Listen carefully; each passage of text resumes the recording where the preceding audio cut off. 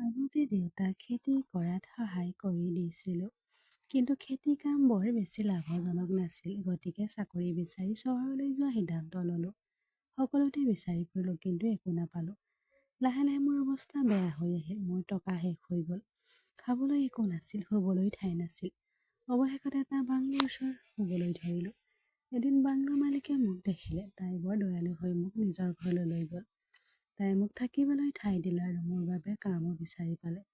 তাই অকলে থাকিছিল। লাহে লাহে আমাৰ ওচৰ চাপি আহিল।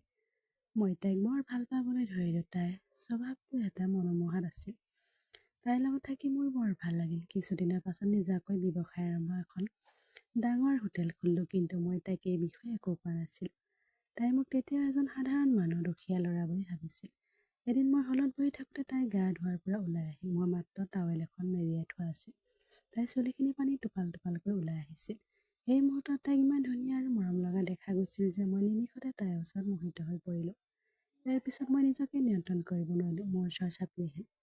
আৰু তাৰ পিছত মোৰ দেউতা এজন খেতিয়ক। প্ৰতি বছৰে লোকচান সন্মুখীন হ'বলগীয়া হ'ল, কাৰণ বৰষুণ আছিল অভাৱনীয়। কেতিয়াবা খৰাং হৈছিল আৰু কেতিয়াবা অত্যাধিক বৰষুণে শস্য ক্ষতি কৰিছিল। এই সকলোবোৰৰ বাবে মোৰ ভয়ংকৰ অনুভৱ হৈছিল, কিন্তু মই একো কৰিব নোৱাৰিলোঁ। এদিন মাক ক'লোঁ, মা, মই খেতি ভাল পাওঁ, কিন্তু তাৰ কোনো নিশ্চয়তা নাই। গতিকে চহৰলৈ গৈ কিছু কাম কৰাৰ সিদ্ধান্ত লৈছোঁ। মায়ে ক'লে, ল'ৰা, চহৰলৈ গৈ ব্যৱসায় আৰম্ভ কৰিবলৈ আমাৰ হাতত পইচা নাই। তাত কি কৰিবা? মই বুজাই দিলোঁ, মা, চিন্তা নকৰিবা, মই চহৰলৈ গৈ চাকৰি এটা লৈ যি পাৰোঁ কৰিম। ইয়াৰ পিছত মই গাঁও এৰি চহৰলৈ গুচি আহিলোঁ। চহৰত কাম বিচাৰি বহুত চেষ্টা কৰিলোঁ, কিন্তু একো নাপালোঁ। গাঁৱৰ পৰা অলপ টকা আনিলোঁ, যদিও সোনকালে শেষ হৈ গ'ল। খাদ্য খৰচ আৰু ক'তো শুবলৈ নাছিল। কেইদিনমান লজ এখনত শুই থাকিলোঁ, কিন্তু পইচা শেষ হৈ ৰাস্তাতে শুব লগা হ'ল। এখন দলঙৰ ওচৰত এটা ডাঙৰ বাংলো আছিল। বৰ বেছি ভিৰ নাছিল, গতিকে সেই বাংলোটোৰ এটা চুকত ৰাতি শুই থাকিম। ৰাতিপুৱা উঠি আকৌ কাম বিচাৰি যাম, কিন্তু একো বিচাৰি নাপালোঁ। খাদ্য, বাসস্থান, ঠাই, কাম বিচাৰি পোৱা চিন্তা কৰিবলৈ ধৰিলোঁ। মোৰ বাবে সকলোবোৰ কঠিন হৈ পৰিল। এদিন সন্ধিয়া দীঘলীয়া দিন কাম বিচাৰি ফুৰাৰ অন্তত ক্লান্ত হৈ বাংলোৰ চুকত এটা বহিলোঁ। মোৰ মূৰত লোৱা আঁঠুৰ দৰে বেগ এটা আছিল আৰু ঢাকি থোৱা এখন আছিল। ওচৰতে কিছুমান গছ গছনি আছিল। হয়তো বাংলোৰ বাৰীৰ অংশ আছিল। হঠাৎ এটা ক্ষীণ শব্দ শুনিলোঁ। এটা মাত শুনিলোঁ, কোন আছে তাত? কোন হয়? মোৰ অলপ ভয় লাগিছিল। দূৰৰ পৰা এটা ছাঁ মোৰ ফালে আহি থকা দেখিলোঁ। চাওঁতে এগৰাকী মহিলা। তাই মোৰ ওচৰত থিয় হৈ ক'লে, তুমি কোন আৰু ইয়াত কি কৰি আছা? ভয়তে উঠি ক'লোঁ, মেডাম, ক্ষমা কৰিব, মই গুচি যাম। তেনেকৈয়ে মোৰ বস্তুবোৰ পেক কৰিব ধৰিলোঁ, কিন্তু মোৰ বেগটো লক্ষ্য কৰি মহিলাটোৱে ক'লে, প্ৰথমে মোৰ প্ৰশ্নৰ উত্তৰ দিয়ক। মোৰ বেগটোলৈ তাই সন্দেহ দৃষ্টিৰে ভিতৰলৈ চাবলৈ ধৰিলে। তাত মোৰ কিছুমান কাপোৰ আৰু কেইটামান বস্তু আছিল। এইখিনি দেখি তাই বেগটো থৈ আকৌ সুধিলে, তুমি কোন? ইয়াত কি কৰি আছা? নাম কি? মই মৃদুভাৱে ক'লোঁ, মেডাম, মোৰ নাম মিত। মই ওচৰৰ গাঁৱৰ পৰা এই চহৰলৈ আহিছোঁ কাম বিচাৰি, কিন্তু যোৱা 2 মাহ ধৰি কাম বিচাৰি পোৱা নাই। মোৰ টকা শেষ হৈ গৈছে, সেইবাবে যোৱা কেইদিনমানৰ পৰা ইয়াত বাৰীত ৰাতি কটাব লাগিছোঁ। মেডাম, মই চোৰ নহয়, হাত দুখন ভাঁজ কৰি ক'লোঁ। তাই ক'লে, ঠিক আছে, কিবা লাগে নেকি? নাই মেডাম, আপত্তি নকৰিলে আজি ৰাতি ইয়াতে শুব পাৰিম নেকি? হয়, ঠিকে আছে, কোনো সমস্যা নাই বুলি কৈ তাই গুচি গ'ল। এতিয়া মই সকাহ অনুভৱ কৰিলোঁ। বেগটো মূৰত লৈ আধা চাদৰে নিজকে ঢাকি শুই পৰিলোঁ। পিছদিনা আকৌ কাম বিচাৰি গ'লোঁ, কিন্তু আকৌ কোনো কাম বিচাৰি নাপালোঁ। ভাগৰুৱা হৈ সেইদিনা সন্ধিয়া একে ঠাইলৈ উভতি আহি শুবলৈ চেষ্টা কৰিলোঁ, কিন্তু পেটত একো নথকাৰ বাবে শুব পৰা নাছিলোঁ। তেতিয়া দেখিলোঁ সেই মহিলাগৰাকী আকৌ মোৰ ফালে আহি আছে। তাইক দেখি মই আকৌ ভয় খাই পৰিলোঁ। তাইৰ আচৰণ আৰু সৌন্দৰ্য দেখি মই গম পালোঁ যে তাই নিশ্চয় এই ঘৰৰ মালিক। তাই মোৰ ওচৰলৈ আহি ক'লে, ভয় নকৰিবা, মই মাত্ৰ তোমাক সুধিবলৈ আহিছোঁ, কাম পাইছা নেকি? নাই মেডাম, এতিয়াও কৰা নাই। প্ৰতিদিনে কাম বিচাৰি থাকোঁ, কিন্তু একো বিচাৰি নাপাওঁ। এই কথা শুনি তাই ক'লে, চিন্তা নকৰিবা, মই চেষ্টা কৰিম তোমাৰ বাবে কাম ব্যৱস্থা কৰি দিম। কিন্তু তুমি খাইছানে? মই নিমাত হৈ থাকিলোঁ। মোৰ সঁহাৰি অভাৱে তাইক স্পষ্ট কৰি দিলে যে মই এতিয়াও খোৱা নাই। তাই ক'লে, মই তোমাক খাদ্য দিম। এই বুলি কৈ তাই গুচি গ'ল, কিন্তু দুখোজ পিছুৱাই গৈ তাই ক'লে, ঠিক আছে, মোৰ লগত আহক। মেডাম, মোক কিয় আমনি কৰিছা? মই দ্বিধাৰত কৰি গ'লোঁ। তাই হাঁহি এটা মাৰি, মোৰ কোনো সমস্যা নহয়। তাই জোৰ দিলে, গতিকে মই তাইৰ পিছে পিছে গ'লোঁ। বাৰীখনৰ মাজে খোজকাঢ়ি গৈ থাকোঁতে আমি তাইৰ ঘৰ মৃদু দুৱাৰখন পালোগৈ। তাই দুৱাৰখন খুলি দিলে আৰু আমি ভিতৰলৈ সোমাই গ'লোঁ। তাই পিছে পিছে গ'লোঁ। তাই মোক চোফাত বহিবলৈ কোৱাৰ পিছত এটা কোঠাত সোমাই গ'ল। মই ইফালে সিফালে চালোঁ। ঘৰখন বৰ ধুনীয়া আৰু বিশাল আছিল। ঘৰখন নানা ধৰণৰ সজাৰে সজাই থোৱা আছিল। ইমান ধুনীয়া ঘৰ এখন জীৱনত প্ৰথমবাৰ দেখা পাইছোঁ। মই ইয়াৰ দ্বাৰা মন্ত্ৰমুগ্ধ হৈ পৰিল। এনে লাগিল যে মই আন এখন পৃথিৱীত প্ৰৱেশ কৰিলোঁ। অলপ পিছত তাই মোৰ বাবে পানী এগিলাচ আনি দিলে। কিছু পান কৰিল। তাৰপিছত তাই আন এটা কোঠাত সোমাই মোৰ বাবে খাদ্য ভৰা প্লেট এখন আনি দিলে। ইয়াত বিভিন্ন ধৰণৰ ব্যঞ্জন আছিল। তাই মোৰ সন্মুখৰ টেবুলত থৈ ক'লে, লাহে লাহে খাবা, চিন্তা নকৰিব, ভোক লাগিছে নিশ্চয় নহয়। মই মাত দিলোঁ, হয়, কিন্তু খাবলৈ আৰম্ভ কৰাৰ সাহস গোটাব নোৱাৰিলোঁ। এক প্ৰকাৰ ভয় মোৰ হৃদয়ত ৰৈ গ'ল। তেতিয়া মানুহজনীয়ে ক'লে, সেই মিট খোৱা, ইমান চিন্তা নকৰিবি, ইয়াত কিবা মিহলি হৈছে বুলি ভাবিছানে? ঠিক আছে, ৰ'বা, মই খাই দেখুৱাম। তাই প্লেটৰ পৰা এচামুচ খাই দেখুৱাম। এইটোৱে মোক সাহস দিলে আৰু মই খাবলৈ ধৰিলোঁ। ইমান দিন হ'ল যে মই সম্পূৰ্ণ আহাৰ খোৱা নাছিলোঁ, সেইবাবে ইমান সোনকালে খালোঁ। তাই মোৰ কাষতে চোফাত বহি টিভি চাই আছিল। আহাৰ খোৱাৰ পিছত তাই ক'লে, পেট ভৰিলনে? হয় মেডাম, মোৰ পেট ভৰিল, মই মৃদুভাৱে ক'লোঁ। বহুত ধন্যবাদ, মই ক'লোঁ। তাই হাঁহি এটা মাৰি ক'লে, চিন্তা নকৰিবা মিট, আজি দেৰি হৈছে, কিন্তু কাইলৈ মই নিশ্চয় তোমাৰ কাম বিচাৰিবলৈ চেষ্টা কৰিম। আৰু এতিয়া তুমি তাত চুকত শুই পৰিবা, কোনো প্ৰয়োজন নাই, মই তোমাক শুবলৈ আৰু থাকিবলৈ কোঠা এটা দিম। মোৰ লগত আহক। তাই উঠি আগবাঢ়ি যাবলৈ ধৰিলে। মই অলপ দ্বিধাৰত কৰিলোঁ, গতিকে মই তাতেই থাকিলোঁ। তাই ৰৈ ক'লে, আহা। তাইৰ পিছে পিছে গৈ কোঠাটো পালোগৈ। তাই দুৱাৰখন খুলি গ'লে, আমি এতিয়া ইয়াত জিৰণি ল'ব পাৰিবা। এই বুলি কৈ তাই গুচি গ'ল। কোঠাটোত সোমাই বিচনা এখন বহিলোঁ। কোঠাটো আছিল অসাধাৰণ। প্ৰথমবাৰৰ বাবে ইমান আৰামদায়ক বিচনা এখন পাইছিলোঁ। দিনটোৰ ক্লান্তিৰ বাবে মোৰ সোনকালে টোপনি আহিল। ৰাতিপুৱা সাৰ পাই কোনোবাই দুৱাৰত টোকোৰ মাৰিলে। দুৱাৰখন তলা মাৰিব নাজানিছিলোঁ, গতিকে খোলা হৈ থাকি গৈছিলোঁ। অলপ পিছত ভদ্ৰমহিলাগৰাকীয়ে দুৱাৰখন খুলি সোমাই আহি ক'লে, যাওঁ ফ্ৰেছ হওক। মই সোনকালে ফ্ৰেছ হৈ পৰিলোঁ। তাৰপিছত তাই মোৰ আন এটা কোঠালৈ মাতিলে। তাত চোফাত বহি থাকোঁতে আন এগৰাকী মহিলাক দেখা পালোঁ। তাই চাগে দাসী আছিল। তাই মোৰ বাবে চাহ আৰু ব্ৰেকফাষ্ট আনি দিলে। ব্ৰেকফাষ্ট কৰি বহুদিনৰ মূৰত ভাল কিবা এটা খাই সকাহ অনুভৱ কৰিল। অলপ পিছতে ভদ্ৰ মহিলাগৰাকীয়ে মোৰ ওচৰলৈ আহি সুধিলে, আপুনি কিমান শিক্ষা লৈছে? মই উত্তৰ দিলোঁ, মেডাম, বেছি নহয়, মই মাত্ৰ 10ম শ্ৰেণীলৈকে পঢ়িছোঁ। একো নহয়, চিন্তা নকৰিবা, ক'ৰবাত সোধা পোছা কৰিছোঁ, তাত কাম বিচাৰি পাব পাৰে। তাই চাই মই মৃদুভাৱে ক'লোঁ, বহুত ধন্যবাদ মেডাম। তাই চাগে ক'ৰবাত ওলাই গৈছিল। তাই পিন্ধিছিল এখন ধুনীয়া স্বচ্ছ শাৰী। তাইৰ বয়স নিশ্চয় 35 বছৰ তলৰ আছিল, কিন্তু তাইৰ কথাবোৰ ইমানেই মিঠা আছিল। তাইৰ শৰীৰত তাইৰ সৌন্দৰ্য আৰু অধিক উজ্জ্বল হৈ পৰিছিল। কিন্তু মই মোৰ দৃষ্টি নিয়ন্ত্ৰণ কৰি তাইক সুধিলোঁ, মেডাম, কামৰ বাবে মই ক'লৈ যাব লাগিব? তাই হাঁহি এটা মাৰি টেবুলত থকা ডায়েৰী এখন খুলি কিবা এটা লিখিলে। তাইৰ পৰা ঠিকনা লিখা কাগজ এখন ফালি তাই মোৰ হাতত তুলি দিল আৰু ক'লে, এইটো ঠিকনা, এই ঠিকনালৈ যাব পাৰিবা। শুনা, তাত থকা ব্যৱস্থা কৰিব পাৰিলে ভাল হ'ব, কিন্তু নোৱাৰিলে ভালকৈ উপাৰ্জন কৰিবলৈ আৰম্ভ নকৰালৈকে কেইদিনমান ইয়াত থাকিব পাৰিবা। তাই আৰু ক'লে, এইবাৰ উপাৰ্জন কৰিবলৈ আৰম্ভ কৰিলে নিজেই ভাড়াঘৰলৈ যাব পাৰি। তালৈ গ'লে মোৰ নাম ক'বা। মই সুধিলোঁ, মেডাম, তোমাৰ নাম কি? মিঠা হাঁহি এটা মাৰি তাই উত্তৰ দিলে, মোৰ নাম নীতা। বাৰু নীতা মেডাম, বহুত বহুত ধন্যবাদ। এই বুলি কৈ তাইক ধন্যবাদ দিলোঁ। নীতা মেডামে দিয়া ঠিকনাত উপস্থিত হ'লোঁ। এখন ডাঙৰ হোটেল আছিল, ধুনীয়া আৰু বিলাসী আছিল। হোটেলৰ মেনেজাৰে মোক নিযুক্তি দিলে। দিনটো কাম কৰি বৰ ভাগৰুৱা হৈ পৰিলোঁ, যদিও সান্তনা পাইছিলোঁ যে চাকৰিটো পাইছোঁ। কাম শেষ কৰি মই থাকিবলৈ ঠাই বিচাৰিবলৈ ধৰিলোঁ, কিন্তু মেনেজাৰে ক'লে, এতিয়া ইয়াত কোনো খালী পদ নাই, থাকিলে মই আপোনাৰ বাবে ব্যৱস্থা কৰিম। এই কথা শুনি মই হতাশ হৈ পৰিলোঁ। সেইদিনা ৰাতিপুৱা নীতা মেডামে কোৱা কথাবোৰ মনত পৰিল। তাই মোক কৈছিল যে মই থকাৰ ঠাই নাপালে তাইৰ ঘৰলৈ উভতি আহিব পাৰিম। সেই নীতা মেডামৰ ঘৰলৈ যোৱাৰ সিদ্ধান্ত ল'লোঁ। ইতিমধ্যে ৰাতি 9 বাজিছিল, গতিকে মই ইমান দেৰিকৈ ওলাই গ'লে তাই বেয়া পাব বুলি অলপ চিন্তিত হৈ পৰিলোঁ। কিন্তু তাই আত্মবিশ্বাসে মোক সাহস দিলে। অৱশেষত কিছু দ্বিধাৰত কৰি তাই মোৰ দুৱাৰত ঘণ্টাটো বজাই দিলোঁ। তোমাৰ ভিতৰতে নীতা মেডামে দুৱাৰখন খুলি দিলে। মোক দেখি তাই হাঁহি এটা মাৰি সুধিলে, হেৰা, তুমি ইয়াত আছা, আমাৰ তাত থকা ব্যৱস্থা নাছিল নেকি? মই কোমলকৈ উত্তৰলোঁ, মেডাম, তাত ঠাই নাছিল, গতিকে ইয়ালৈ আহিব লগা হ'ল। তাই হাঁহি এটা মাৰি ক'লে, ঠিক আছে, চিন্তা নকৰিবা, মই কৈছিলোঁ তুমি ইয়াত কেইদিনমান থাকিব পাৰিবা। সোমাই আহক। ভিতৰলৈ সোমাই গ'লোঁ। তাই চোফাত বহি লেপটপটোৰ কাম আৰম্ভ কৰিলে। মই তাইক ক'লোঁ, মেম, এতিয়া মই ৰুমলৈ গৈ জিৰণি ল'ম। তাই ক'লে, ঠিক আছে, গুড নাইট। তাইক গুড নাইট বুলি কৈ কালিৰ দৰে একেটা কোঠাতে শুই পৰিলোঁ। টোপনি অহাৰ লগে লগে মোৰ মনত এটা চিন্তাই দৌৰি গ'ল। মই ভাবি আছিলোঁ, নীতা মেডামে মোক ইমান সহায় কৰিছে কিয়? আজি পৃথিৱীত কোনোবাই ইমান নিস্বাৰ্থভাৱে কোনোবাই সহায় কৰাটো আচৰিত কথা আছিল, কিন্তু তাইৰ পৰা পোনপটীয়াকৈ সহায় বিচৰাটো ঠিকেই যেন নালাগে। কথাবোৰ ভাবি টোপনি গ'লোঁ। পিছদিনা ৰাতিপুৱা সোনকালে সাৰ পাই সাজু হ'লোঁ আৰু কামলৈ যাবলৈ ওলোৱাৰ সময়তে মেডামে মোক মাত দি ক'লে, সেই আৰু বাকলৈ গৈছা? তুমি চাহ বা ব্ৰেকফাষ্ট খোৱাই নাই। মই ক'লোঁ, মেডাম, তোমাৰ ঘৰত প্ৰতিদিনে চাহ আৰু ব্ৰেকফাষ্ট খাই মোৰ ভাল নালাগে। ইতিমধ্যে তুমি মোৰ বাবে ইমানখিনি কৰিছা, আৰু মই তোমাক আৰু ইমান আমনি কৰিব নিবিচাৰোঁ। তাই হাঁহি ক'লোঁ, তেনেকুৱা একো নহয়, বহি ব্ৰেকফাষ্ট কৰক। আজি দাসীজনী অহা নাই, গতিকে মই নিজেই ব্ৰেকফাষ্ট বনালোঁ। কোৱাচোন কেনেকুৱা, ভালনে বেয়া? এই বুলি কৈ তাই পাকঘৰত সোমাই গ'ল। মই চোফাত বহি পাকঘৰত সোমাই গৈ থাকোঁতে মোৰ চকু দুটা অনিচ্ছাকৃত হৈ তাইৰ ফালে আকৰ্ষিত হ'ল। তাইক আজি বৰ ধুনীয়া দেখা গৈছে। তাইক এটা সাধাৰণ গাউন পিন্ধিছিল, কিন্তু তাইৰ উজ্জ্বল ৰংটো তাইৰ গাউনটো আৰু আকৰ্ষণীয় কৰি তুলিছিল। তাইক চিনেমা অভিনেত্ৰী যেন লাগিছিল। তাই মোৰ ফালে কৰি চালে আৰু যেতিয়া তাই বুজি পালে যে মই এতিয়াও তাইৰ ফালে চাই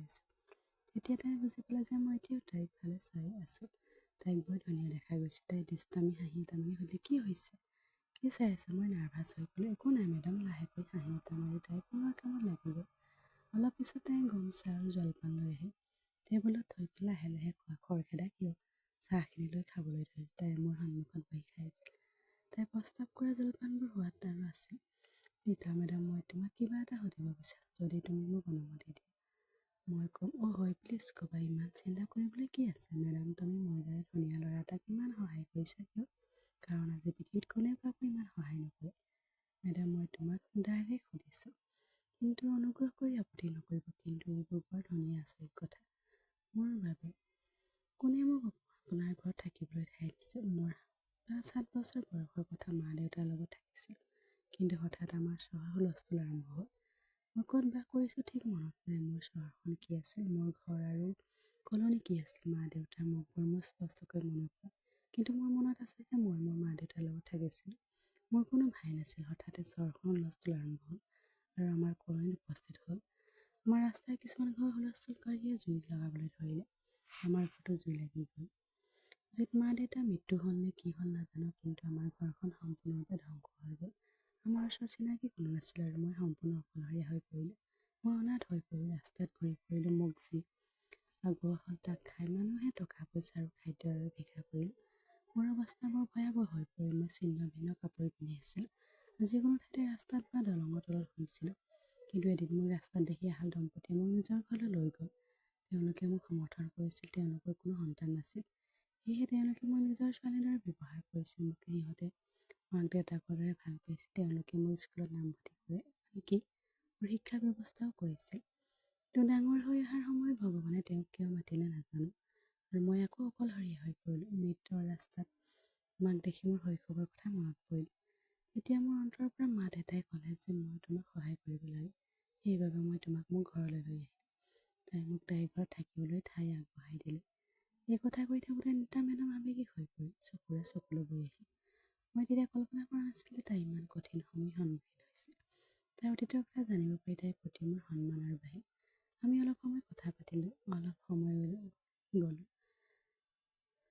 কাম পোৱা ঠাইখন আছিল এখন ডাঙৰ হোটেল। মোক পাকঘৰত নিযুক্তি দিয়া হৈছিল। শাক পাচলি কাটি বাচন বৰ্তন প্ৰস্তুত কৰা। লাহে লাহে কামবোৰৰ লগত অভ্যস্ত হৈ ধৰিলোঁ। ইতিমধ্যে বিভিন্ন ৰেচিপিৰ প্ৰতি মোৰ আকৰ্ষণ আছিল। ঘৰত ময়ো মাক ৰান্ধিবলৈ সহায় কৰিছিল আৰু মাজে মাজে নতুন ব্যঞ্জন চেষ্টা কৰিছিলোঁ। হোটেলত কাম বিভিন্ন শাক পাচলি আৰু কাটিব পৰা পদ্ধতি, ৰন্ধা বঢ়াৰ ধৰণৰ বিষয়ে জানিব পাৰিলোঁ। দৈনন্দিন কামত পৰিণত হ'ল। হোটেলত কাম কৰি ৰান্ধি ৰীতা মেডামৰ ঘৰত থাকি এদিন মই সোনকালে সাৰ পালোঁ। গা ধুই বেলকনিৰ বাতৰি কাকত পঢ়িবলৈ গ'লোঁ। বাহিৰৰ শীতল বতাহ এজাক বলি আছিল, গতিকে অলপ পিছত ভিতৰলৈ আহি হলঘৰত বাতৰি কাকত পঢ়িব ধৰিলোঁ। ৰীতা মেডাম অলপ পিছত উঠি বাথৰুমলৈ গা ধুবলৈ গ'ল। সেই সময়ত মই বাতৰি কাকত পঢ়ি আছিল। তাই মোৰ কথাত গুৰুত্ব দিয়া নাছিল। বাথৰুমৰ পৰা আহিছিল পানীৰ শব্দ। অলপ পিছত তাই ৱাছাৰ পৰা ওলাই আহিল। হঠাতে মোৰ চকু তাইৰ ফালে পৰিল আৰু মই তৰবৰক হৈ পৰিলোঁ। তাইক মাত্ৰ আঁঠুলৈকে পোৱা সৰু টাৱেল এখন মেৰিয়াই থোৱা আছিল। তাই তিতা চুলিৰ পৰা পানী টোপাল টোপালকৈ ওলাই আহিছিল। তাই মোৰ উপস্থিত লক্ষ্য কৰা নাছিল, গতিকে তাই সেই অৱস্থাতে হলঘৰৰ ভিতৰলৈ আহিল। মোক তাত দেখি তাই চক খাই সুধিলে, হেৰা, ইমান সোনকালে কেনেকৈ উঠিল? মই থতমত খালোঁ। মেম, মই কিন্তু আৰু একো ক'ব নোৱাৰিলোঁ। মই লগে লগে মোৰ দৃষ্টি আঁতৰাই দিলোঁ। তাই তাৰ অৱস্থা বুজি পালে, গতিকে তাই খৰধৰকৈ বাথৰুমত উঠি দৌৰি গ'ল। অলপ পিছত তাই শাৰী পিন্ধি ওলাই আহিল। মই এতিয়া তাইৰ ফালে চোৱা নাছিলোঁ। তাই আহি মোৰ কাষত বহিল। মই লাজতে ক'লোঁ, মেম, প্লিজ মোক ক্ষমা কৰিব। তাই হাঁহি এটা মাৰি উত্তৰ দিলে, অ', কিহৰ বাবে ক্ষমা খুজিছা? মই সচেতন হ'ব লাগিছিল যে আপুনি ইয়াত থাকিব পাৰে। মই হঠাৎ এনে অৱস্থাত ওলাই আহিলোঁ। তাই ইমান সহজে পৰিস্থিতি চম্ভালিলে, যিটো মোৰ সকাহ দিলে। তাই মোৰ বিষয়ে কি ভাবিব বুলি মোৰ চিন্তা হৈছিল, কিন্তু তাইৰ বুজাবুজিয়ে মোক নিশ্চিত কৰি তুলিলে। ৰীতা মেডামে ক'লে, আজি দাসীজনী নাহিব, গতিকে মই নিজে ব্ৰেকফাষ্ট এটা বনাম। মেডাম, মোৰ দেৰি হৈছে, গতিকে মই যাওঁ।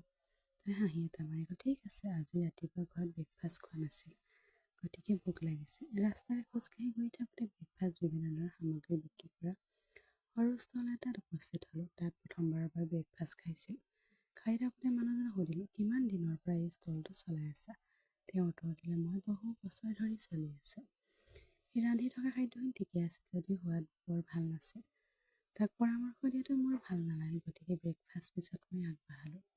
উভতি অহাৰ পৰত একেজন ষ্টল মালিকৰ ওচৰলৈ গ'লোঁ। মই ক'লোঁ, ভাই, মোৰ এটা ধাৰণা আছে, ভাল লাগিলে হয় বুলি কওক, অন্যথা আপুনি নাকচ কৰিব পাৰে। তেওঁ ক'লে, হয় কোৱা। মই ক'লোঁ, মোৰ নাম মিত, মই ইয়াৰ হোটেল এখনত কাম কৰোঁ আৰু ভাল ৰেচিপি কিছুমান জানো। যদি আপুনি মোক আপোনাৰ ব্যৱসায়ত লগত কৰে তেন্তে আমি একেলগে ভাল ব্যৱসায় চলাব পাৰোঁ। তেওঁ উত্তৰ দিলে, মই এই ষ্টলখন বহু বছৰ ধৰি চলাই আছোঁ। বহুত পৰীক্ষা কৰি চালোঁ, কিন্তু এতিয়া মই হোটেলত বিক্ৰী কৰি আন কিবা এটা আৰম্ভ কৰাৰ কথা ভাবিছোঁ। মোৰ গাঁৱলৈ উভতি যাব মন যায়। টকাৰ প্ৰয়োজন, বিক্ৰীৰ বাবে ৰাখিলোঁ। কিন্তু এতিয়া কোনো শ্ৰোতা নাই, লগ পোৱা নাই। মই তেওঁক সুধিলোঁ, আপুনি এইখন কিমান বিক্ৰী কৰিব? তেওঁ ক'লে, 5,000 টকাত বিক্ৰী কৰিম। মোৰ মনলৈ এটা ধাৰণা আহিল, এই ষ্টলখন কিনি নিজাকৈ ব্ৰেকফাষ্ট ব্যৱসায় আৰম্ভ কৰি বৰ ভাল। এইখন কিনিবলৈ সাজু। সি বৰ সুখী হৈ পৰিল। মই ক'লোঁ, ভাই, কাইলৈ আহিম। ঠিক আছে, নিশ্চয় আহিব, মই তোমাৰ বাবে অপেক্ষা কৰিম। পিছদিনা মই তেওঁৰ ওচৰলৈ গ'লোঁ। মোৰ হাতত 5,000 টকা আছিল, কাৰণ কেইমাহমানো কাম কৰি কিছু টকা জমা কৰি থৈছিলোঁ। টকাখিনি দি ষ্টলখন কিনিলোঁ। ষ্টলখন কিনাৰ পিছত সালসলনি কৰি বাকী 5,000 টকাৰে কিছু সামগ্ৰী কিনিলোঁ। তাৰ পিছত বিক্ৰী কৰিবলৈ ধৰিলোঁ। চেণ্ডউইচ, চামোচা, ব্ৰেকফাষ্ট, অন্যান্য সামগ্ৰী বনাই বিক্ৰী কৰিবলৈ ধৰিলোঁ। কিন্তু মই নীতা মেডামক এই বিষয়ে কোৱা নাছিলোঁ। এতিয়া মই প্ৰতিদিনে একেখন স্থলতে কাম কৰি ভাল লাভ কৰিব ধৰিলোঁ। মই নীতা মেডামক ক'লোঁ, মেডাম, মই ইয়াত থকা কেইমাহমানো হ'ল। তুমি মোৰ পৰা কোনো ভাড়া লোৱা নাই। মোৰ সেইটো ভাল নালাগে।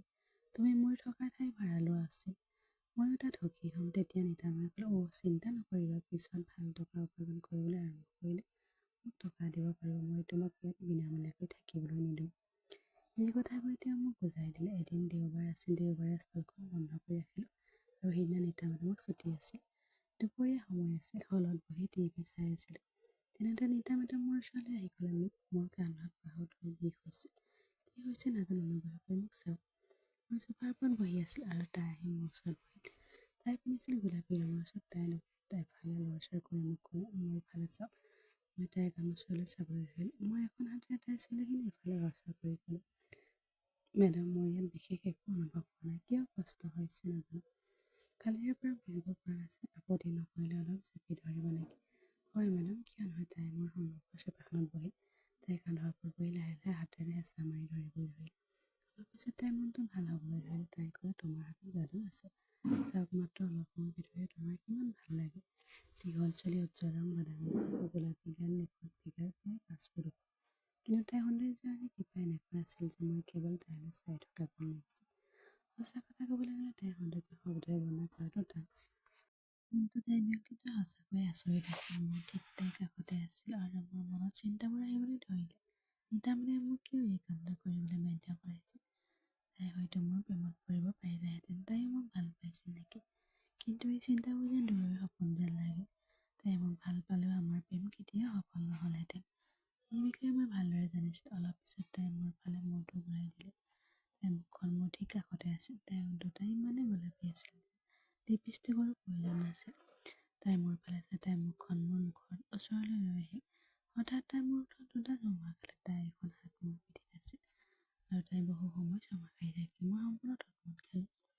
মই কোনো প্ৰতিক্ৰিয়া প্ৰকাশ কৰা নাছিলোঁ। তাই যি কৰি আছে সেয়া মোৰ ভাল লাগিছিল যদিও মই বুজিও তাইৰ সন্মুখত মোৰ কোনো ষ্টেজ নাই। গতিকে মই নিৰ্মাত হৈ থাকিলোঁ। অলপ পিছত তাইৰ জ্ঞান আহিল আৰু খৰধৰ কৰি ক'লে, হেৰা ৰ'বা, মই সোনকালে উভতি আহিম। এই কথাখিনি তাই গুচি গ'ল। অলপ সময় বহি থাকিলে মোৰ মনটো অস্থিৰ হৈ পৰিল। কি হৈছে বুজিব পৰা আগতে মোৰ শৰীৰটো উষ্ণতা বাঢ়ি গৈছে। মই তাৰমানে অচেতন হৈ পৰিলোঁ। কিছু সময়ৰ পাছত মেডাম ঘূৰি আহি ক'লে, চৰি মিত, মই কোৱা কথাবোৰ ভাল নাপালা নেকি? আপুনি কৰিলেনে? মই উত্তৰ দিলোঁ, মেডাম, তেনেকুৱা নহয়, কিন্তু তোমাৰ আৰু মোৰ মাজত এক পৃথিৱীৰ পাৰ্থক্য আছে। তাই মোৰ ওচৰলৈ আহি ক'লে, তেনেকুৱা নহয়। তুমি হয়তো ধনী নহ'বা, কিন্তু তোমাৰ হৃদয়খন নিৰ্মল আৰু সত্য। যোৱা কেইমাহমানৰ পৰা সেই কথাই উপলব্ধি কৰিছোঁ। ঠিক তেতিয়া দাসীজনী আহি নীতা মেডামক সুধিলে, মেডাম, আজি ৰাতি আহাৰত কি খাব? আমাৰ কথা বতৰা বন্ধ হৈ গ'ল। নীতা মেডামে কিবা এটা ক'বলৈ ওলাইছিল, কিন্তু দাসীৰ আগমনৰ বাবে তাইক ৰ'বলৈ বাধ্য কৰালে আৰু আমি দুয়ো মনে মনে বহিলোঁ। সেই ৰাতি মোৰ একেবাৰে টোপনি নাহিল। পিছদিনা কামলৈ গৈ মোৰ ষ্টলখনত কাম কৰিলোঁ।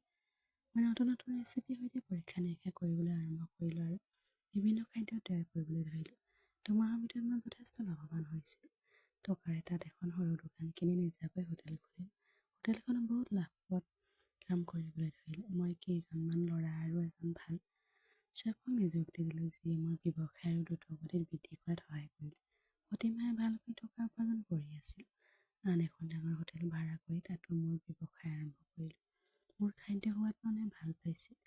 মই বিভিন্ন ৰেচিপি তৈয়াৰ কৰিলোঁ আৰু উচ্চমানৰ খাদ্য আগবঢ়ালোঁ, সেয়েহে মোৰ বহু গ্ৰাহক আছিল। হোটেলবোৰ দৃষ্টি আকৰ্ষণ কৰিবলৈ ধৰিলোঁ। 20 বছৰৰ ভিতৰতে মই নিজাকৈ এখন ডাঙৰ হোটেল নিৰ্মাণ কৰিলোঁ। নাম দিলোঁ নিতা 5 ষ্টাৰ হোটেল। মই তাত মোৰ ব্যৱসায় দ্ৰুতগতিত চলাবলৈ আৰম্ভ কৰিলোঁ। মোৰ বাবে এতিয়া কেইজনমান লোকে কাম কৰিছিল। হোটেলখন ইমানেই ভাল কাম কৰিলে যে মই মাত্ৰ 6 মাহতে বহুত টকা উপাৰ্জন কৰিলোঁ।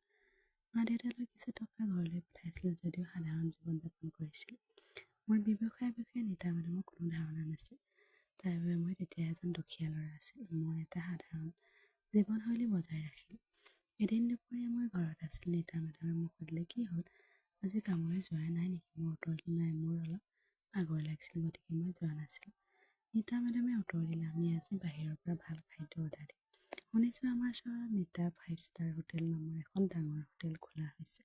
তাত থকা সকলো ব্যঞ্জন সোৱাদ। এই হোটেলখন মোৰ নামেৰে ৰখা হৈছে, গতিকে মোৰ বিষয়ে মোৰ বৰ কৌতূহল। আমি তালৈ কেতিয়াবা খাবলৈ যাম, কিন্তু আজি আমি তাৰ পৰা খাদ্য অৰ্ডাৰ দিওঁ। নিতা মেডামে মোৰ হোটেলৰ কথা কৈ আছে, কিন্তু মই তাইক একো কোৱা নাছিলোঁ। তাৰপিছত তাই অনলাইনত পাৰ্চেল এটা অৰ্ডাৰ দিলে আৰু আমি বৰ ভালকৈ খাবলৈ পালোঁ। এনেকৈ কেইদিনমান পাৰ হৈ গ'ল। এদিন হঠাৎ নিতা মেডাম অসুস্থ হৈ পৰিল। তাইক হস্পিটেলত ভৰ্তি কৰিব লগা হৈছিল। এই কথা গম পোৱাৰ লগে লগে মই পোনে পোনে হস্পিটেললৈ গ'লোঁ। তাতে গম পালোঁ যে নিতা মেডামক তেজৰ অতি প্ৰয়োজন, কিন্তু তাইৰ তেজৰ প্ৰকাৰে এজনো দাতা উপলব্ধ নাছিল। কেইবাটাও ব্লাড বেংকত চেক কৰিলোঁ, কিন্তু বিচাৰি নাপালোঁ। তাৰপিছত ডাক্তৰসকলক ক'লোঁ, ছাৰ, মোৰ তেজ লওক, মই তেজ দান কৰিবলৈ সাজু হৈছোঁ। ডাক্তৰে ক'লে, আপোনাৰ তেজ প্ৰথমে পৰীক্ষা কৰিব লাগিব।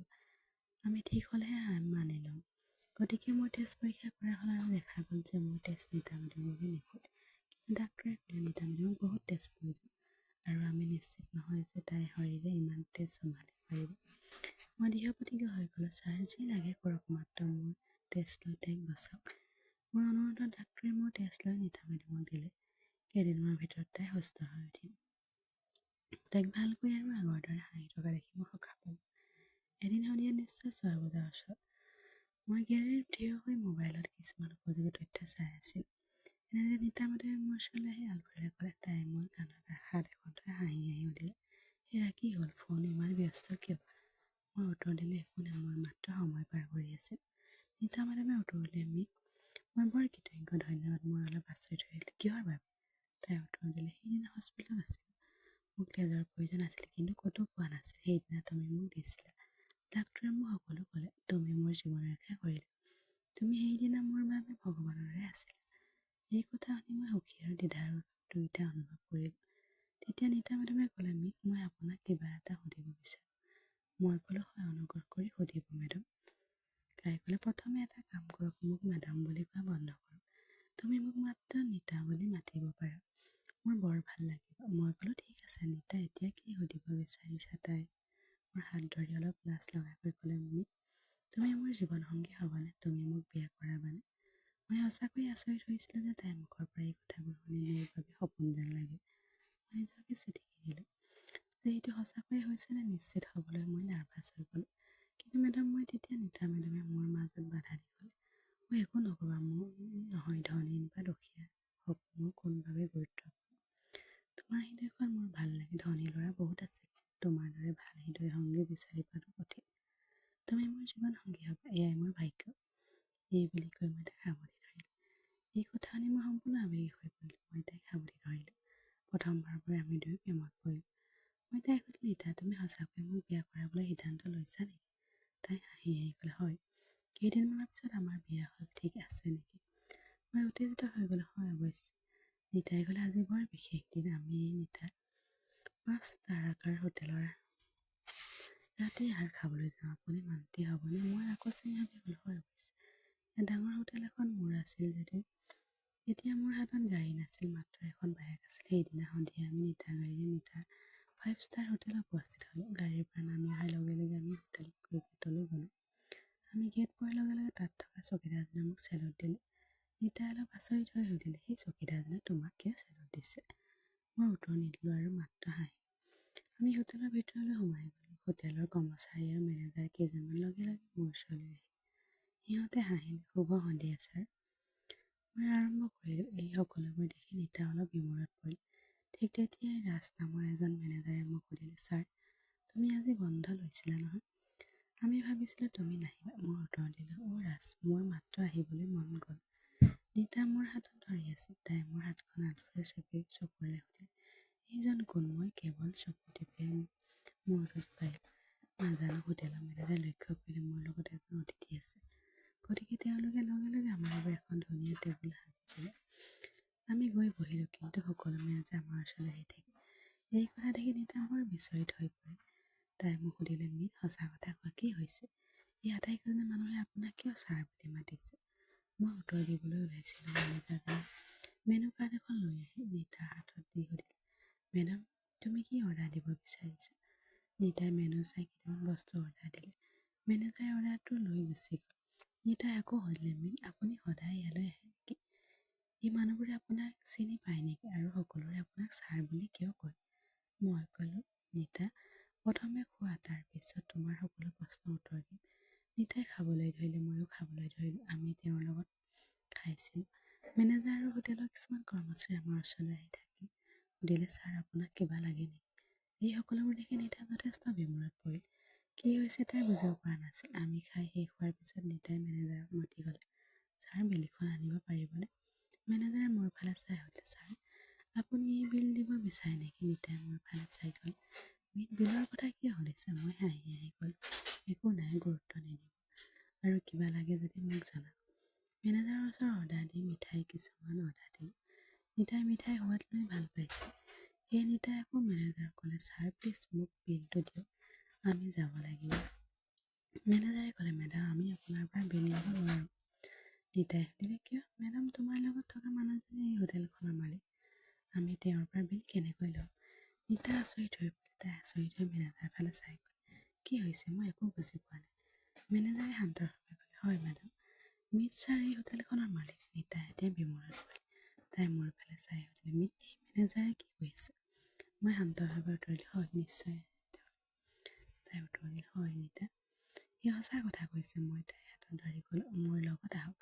মই তাইক হোটেলৰ কেবিনলৈ লৈ গ'লোঁ। তাত মই তাইক মোৰ চকীখনত বহিবলৈ দিলোঁ। টেবুলত তাইৰ এখন ধুনীয়া ফ্ৰেমযুক্ত ফটো আছিল। কাষতে মোৰ পকেটৰ পৰা ফোনটো উলিয়াই ৰাজক ফোন কৰিলোঁ, ৰাজ ইয়ালৈ আহা কেবিনত। কেইমিনিটমানৰ ভিতৰতে ৰাজ আহি পালেহি। আহি পোৱাৰ লগে লগে তাই পোনে পোনে থিয় হৈ ক'লে, ছাৰ প্লিজ মোক কওক। মই তাইক ৰাজ আমালৈ ঠাণ্ডা কফি দুটা পঠাই দিয়ক আৰু 1 ঘণ্টাৰ ভিতৰতে সকলো মেনেজাৰক ফোন কৰি মিটিং এটা ব্যৱস্থা কৰক। ঠিক আছে ছাৰ, তাই ক'লে। ৰাজ গুচি গ'ল। কিন্তু ৰাজ যোৱাৰ লগে লগে নিতাই আনন্দত চিঞৰি উঠিল। তাই উৎসাহ দেখি সকলো কৰ্মচাৰী আৰু মেনেজাৰ আকৌ মোৰ কেবিনলৈ লৰালৈকে গ'ল। মই তেওঁলোকক শান্ত কৰি ক'লোঁ, ঠিক আছে, কোনো সমস্যা নাই, তোমালোকৰ কামলৈ যোৱা। সকলো যোৱাৰ পিছত নিতাই আচৰিত হৈ থাকিল। তাইৰ মুখত আচৰিত আৰু আনন্দ স্পষ্টকৈ দেখা গ'ল। মই তাইৰ ওচৰলৈ গৈ তাইৰ হাতখন ধৰি ক'লোঁ, হয় নিতা, সঁচা এই 5 তাৰকাযুক্ত হোটেলখন মোৰ। আৰু তোমাৰ? নিতা নিমাত হৈ পৰিল। তাই মোক সাৱটি ধৰি আৰু মই তাইক সাৱটি ধৰিলোঁ। আচৰিত আনন্দ আৰু অলপ আৱেগ আছে। তাৰপিছত মই তাইক মোৰ জীৱনৰ কাহিনীখন আৰম্ভ কৰিলোঁ। মই তাইক বুজাই দিলোঁ মই যে কেনেকৈ ইয়ালৈ আহিলোঁ, কেনেকৈ কাম কৰিলোঁ আৰু মোৰ লক্ষ্যত উপনীত হ'বলৈ সংগ্ৰাম কৰিলোঁ। তাই মনোযোগেৰে শুনিলে। তাৰপিছত মই সকলো মেনেজাৰ আৰু কৰ্মচাৰীক ক'লোঁ, এইজনী নিতা, মোৰ পত্নী। এই কথা শুনি সকলোৱে আমাক অভিনন্দন জনালে। তেওঁলোকৰ অভিনন্দন শুনি নিতা আনন্দত আত্মসাৰ হৈ পৰিল। হোটেলখন যে মই ইমান সফল হৈছোঁ বুলি জানি তাইৰ বাবে এতিয়াও সপোন যেন লাগিল। তাই অলপ থতমত খালে। মোৰ হাতত ধৰি তাই মোক গেলেৰীলৈ লৈ গ'ল। গেলেৰীৰ পৰা বাহিৰলৈ চাই তাই ক'লে, মিত এই সকলোবোৰ আগতে কিয় কোৱা নাছিলা? মই শান্তভাৱে উত্তৰ দিলোঁ, নিতা মই সদায় বিচাৰিছিলোঁ তুমি মোক এজন দুখীয়া সাধাৰণ ল'ৰা হিচাপে গ্ৰহণ কৰা। মোৰ এই সকলোবোৰ গম পোৱাৰ আগতে তুমি মোক তোমাৰ প্ৰেমিক আৰু ভৱিষ্যতৰ সংগী হিচাপে গ্ৰহণ কৰাত মই আনন্দিত হৈছোঁ। যেতিয়া তুমি মোক প্ৰেমৰ প্ৰস্তাৱ দিছিলা, মই তোমাৰ দৃষ্টিত মাত্ৰ এজন সাধাৰণ ল'ৰা আছিল। এই কথা শুনি নিতাৰ চকুৰে চকুলো ওলাই আহিল। তাই ক'লে, তুমি মূৰ্খ, তুমি একেবাৰে পাগল। মই তোমাক ভাল পাইছিলোঁ আৰু আধাৰণ কৰিছিলোঁ। ঠিক তুমি যিদৰে আছা, কিন্তু এই সকলোবোৰ দেখি প্ৰমাণিত হৈছে যে আপুনি কিমান সক্ষম। আপোনাৰ প্ৰতি মোৰ সন্মান আৰু মৰম শূন্যভাৱে বৃদ্ধি পাইছে। সি মোক আকৌ জোৰেৰে সাৱটি ধৰিলে, আৰু সেই মুহূৰ্তত মই বুজিলোঁ আমাৰ শেষ হৈ গ'ল। প্ৰেম ইমান গৰ্বেই আৰু সত্য। এতিয়া আমাৰ দুয়োৰে জীৱনত এটা নতুন অধ্যায় আৰম্ভ হৈছে। প্ৰেম, বিশ্বাস